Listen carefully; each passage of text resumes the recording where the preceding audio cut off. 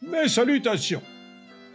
Les commentaires des premiers épisodes de notre chronique nous ont révélé que la plupart de nos auditeurs ne savent absolument rien du Palakistan. L'éducation nationale étant trop occupée à compliquer leurs programmes afin de les rendre incompréhensibles pour les élèves, nous avons décidé de remédier nous-mêmes à cette grave lacune en vous diffusant un extrait d'une célèbre conférence du professeur Shadogstein. Bienvenue dans un épisode spécial de l'histoire géostratégique et géopolitique secrète du Palakistan, l'âge de GSP.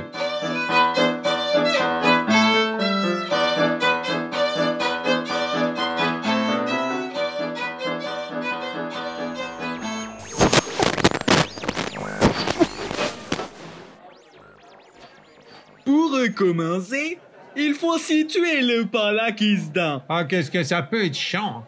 Il faut savoir que c'est un pays totalement enclavé. Enclavé, la bouche ouverte. Un peu comme un steak au cœur d'un hamburger qui n'a aucun moyen de sortir de l'emprise traîtresse des 2 morceaux de pain. Ouais, mais monsieur, comment on fait si on préfère les bagels, hein? Veuillez ne pas m'interrompre. Le cours de gastronomie historique est à côté avec Monsieur Top Chef Stein. Complètement indigeste, hein? Avant cette intervention intempestive, j'allais dire que le Palakistan est ainsi porté au nord par la Russie. C'est un pays immense que vous connaissez principalement pour sa neige, ses koulags, ses ours et ses méchants de films d'action américains des années 80. Ouais, ça c'est nul, hein. Moi je préfère les nazis, hein. Vous savez que c'est très stigmatisant de toujours considérer les nazis comme les méchants. C'est très intolérant de votre part. Ce sont des êtres humains comme les autres. Enfin bref, à l'est du Palakistan se trouve son rival de toujours, l'Élastikistan. Ce sont des raffineurs de caoutchouc et leur gouvernement est très souple, ce qui énervait passablement le président Anarkovitch. Ouais, en même temps, un dictateur qui donne le droit à son peuple de penser ce qu'il pense, c'est abject, non?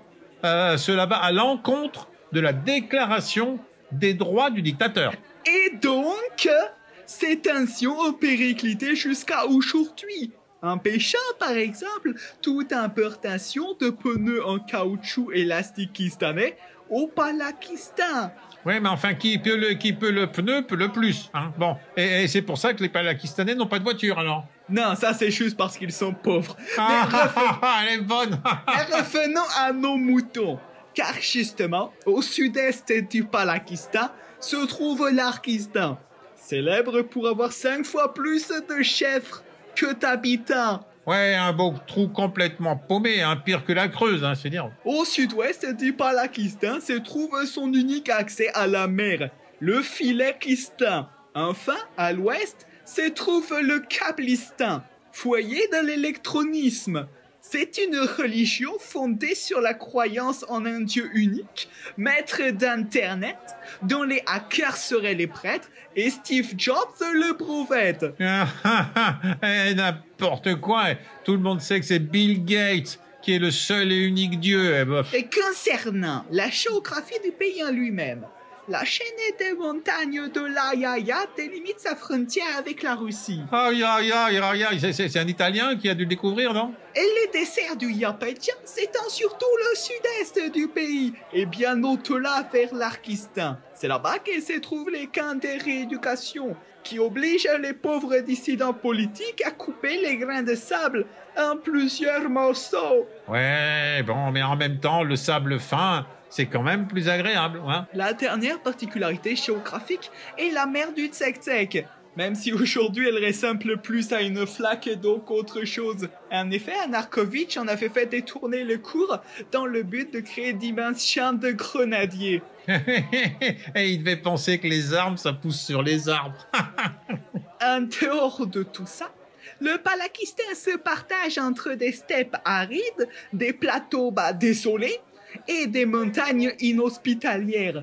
Au centre de ces terres difficilement cultivables se trouve la capitale, Montengrad. En fait, c'est la seule ville digne de ce nom dans le pays. Eh ouais, on se demande pourquoi il n'y a pas de touristes. Je préférerais encore aller en vacances en Sibérie. Hein? Pour finir, parlons des différentes productions de ce pays. Le Palakistan est le premier exportateur mondial des laines de lama. Ces animaux furent importés au XVIe siècle afin de devenir le gagne-vodka de beaucoup de paysans palakistanais. Quand la m'a fâché, lui toujours faire ainsi. Quand vous aurez fini de cracher au visage de votre voisin, vous pourrez me laisser finir? Merci. Les quelques industries de la capitale sont-elles spécialisées dans l'empaillage de têtes d'ours destinées au marché touristique russe? Et sinon, c'est à peu près tout en fait. Et pourquoi vous nous apprenez tout ça? À quoi ça nous sert dans notre vie de tous les jours, hein? Je demande, hein. À part finir vieux prof de fac, je ne sais pas vraiment. À vrai dire, j'y cherche encore. J'espère que ces quelques informations vous ont permis de mieux cerner le genre de pays qu'est le Palakistan. Nous nous retrouvons donc très bientôt pour continuer la fabuleuse histoire géostratégique et géopolitique secrète du Palakistan, l'H2GSP.